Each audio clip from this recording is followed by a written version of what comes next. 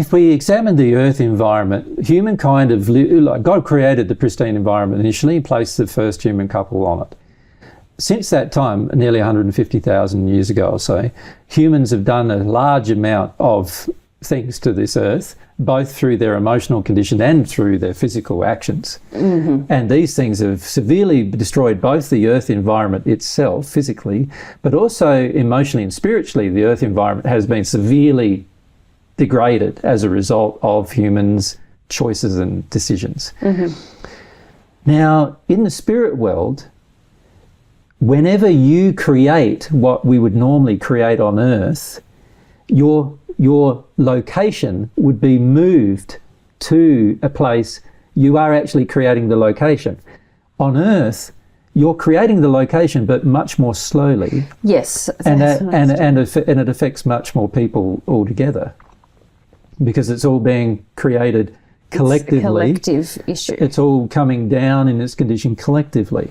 Whereas in the spirit world, when you take an action and your soul is in a specific condition, the location has to be created specifically for your condition if it doesn't already exist. And if it already exists, you are moved to that location. Your soul automatically moves your spirit body to that location. That is unavoidable. The difference on earth is you can go and get a pristine area on earth and live there even though you're in a terrible condition, which is what a lot of richer people will do, right, because they have the means to. But you can't do that in the spirit world.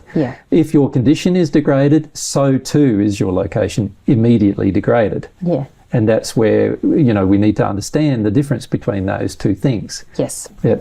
So even though there is a definite degradation on earth of condition or environment, it's more to do with the collective behaviour of humanity than your individual creation. Whereas in the spirit world, once you've passed, your environment is perfectly your individual creation. And there may be other people who have a similar condition who live there, but they are all living there because it's part of your creation, that environment. So would you say that God has created, it's a follow-on of what we've been talking about, but God's created the earth-based experience and even the earth-based environment to be more responsive to collective will, to have this time lag, whereas the spirit life and the spirit world environment has been designed to be more responsive to moment by moment, my condition, and an individual way, an individual will. And it's very clear why.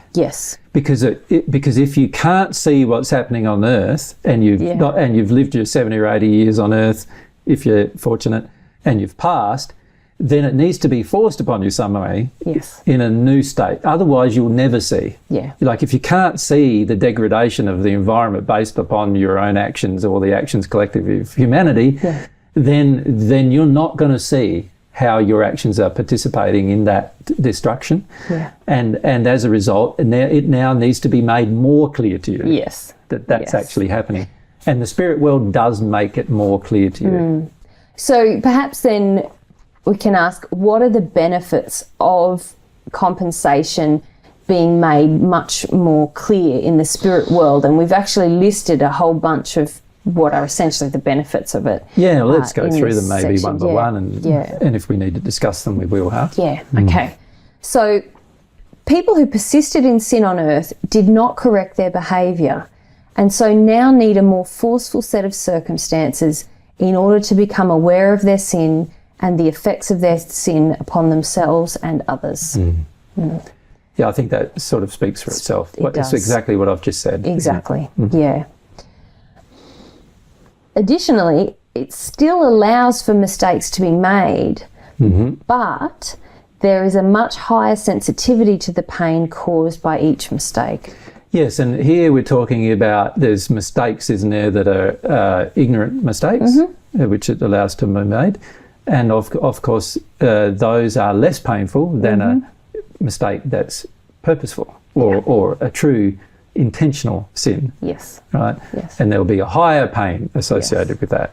But it allows for both to still occur. It does. But because you're now more in tune sensitively with them, it's highly unlikely you'll continue it for too long. And when I say too long, there's still people that continue it for thousands of years, But if they had their way, they'd probably continue the action for hundreds of thousands of years. Yes. And in one of our previous sessions, we had a long discussion, didn't we, about true mistakes versus intentional sin. Yeah. And we saw there that basically the majority of sin is intentional. Yes. And would you say that by the time you hit the spirit world, God's process of compensation has been educating you, depending on how old you were when you passed, about sin for quite some time now? Decades usually, and if not, some people live to be 100 even. Yes. So a whole a centenary of education. Yeah. Yeah. So the mistakes we make are going to be few, would you say? Yes, there are things that we're ignorant about, but we can't really be ignorant about their effects very much. The way God's designed the universe, that something must be causing pain and suffering. Yeah. Something must be causing the pain of others in particular. Yeah. And when you're interacting with others, it's fairly obvious sometimes that, most of the time that particularly if you're ethical, you can see that if you hurt from an action, then it probably would make sense that another might hurt from the action too. Yeah. It's not always possible though, because there's certain, as I said, the environment on Earth is quite distorted and therefore has a distorted skew towards being untruthful and feeding addiction rather than truly loving a person and so forth. And those kind of things we might be ignorant of. Yeah. And if we are truly ignorant, as measured by the law, it allows for that. Yeah. Okay. The spirit world still allows for correction of mistakes, but now the full penalty of this mistake must be corrected. Yes, that's always been the case, of course. If we do a mistake on Earth, the full penalty has to be corrected. But now the correction process is forced upon you. You can't go and live in a better environment while it's happening. While you're correcting it. You've got to correct it and then you'll live in a better environment. So instead of you receiving the benefit of benefits that you do on Earth, now a lot of those benefits are not available to you. Yeah. Still allows for ignorant sin and the repair of ignorant sin, which we've spoken about a bit, but with stronger penalties due to the desire for ignorance and selfishness that's already been exercised on the earth. Yeah, so again, if we compare Earth with the spirit world, we can see that if I desire ignorance on Earth, I can get away with it for a fairly long period of time. And that's not because God's laws are letting us off the hook, but it's because the environment is letting us off the hook. God's laws are still imposing upon the person who wants or chooses ignorance, but most of them are detuned from it because the environment supports your ignorance or allows you for your ignorance. In the spirit world, that doesn't occur. In the spirit world, you desire ignorance, you're going to get it. Ignorance. You're not going to get education, and that you'll notice the penalties after a while of not knowing where you are and not knowing what to do and not knowing where you're living and not understanding anything. And after a while you feel this deep feeling of like, I want to know what's going on, and then you know. Yes. And that encourages your desire to no longer be ignorant. Gotcha. Yeah. It actually forces a motivation from the desire to avoid more pain and suffering. Yes, this obviously a person who is continued to sin all their life on Earth and then they pass, they've obviously got a desire to sin. And what this thing is doing is, what compensation is doing, is it's trying to now move our desire away from a desire to sin to a desire to be loving. Yeah. And it's now going to force that motivation. Yes. By us feeling more and more sensitive to the pain and suffering. Yeah. And that's how it forces it into action. Yeah. Now it needs the force because we didn't respond to the gentle nudges that have occurred on Earth. Yeah. And so now we need to be forced into the corrective behaviour. It's pretty amazing it kind of boggles my mind that the compensatory pain is gentle nudging here on Earth, because it's quite severe, isn't it? Well, again, it's severe because we're in so much sin on the planet. There is so many things happening on the planet. it's still very gentle compared to the amount of sin we're in. Yes, and that's the mind-boggling thing. If you relay up the amount of sin and then the amount, of gentleness involved on earth, there's a huge amount of gentleness associated with that sin. Once we pass, and that sin becomes very self-evident, and also its effects become very self-evident. Now you're going to be forced into making these changes through the laws, rather than it just being some kind of allowance being made or time going past, or none of those things are allowed anymore. Yes. And does that mean that, if I'm becoming more aware of my compensatory pain here while I'm on earth, as soon as I pass, it's going to jump? It's going to jump in intensity, or can I become Well, it depends sensitive? a bit on awareness of the problem. It's like, for most people, where they really struggle is not the things that they are aware of on earth, but rather the things that they're not aware of on earth. So, for example, the average guy on the planet still doesn't see a problem with sexually projecting at women. So when he passes, he's going to feel the full effects of that.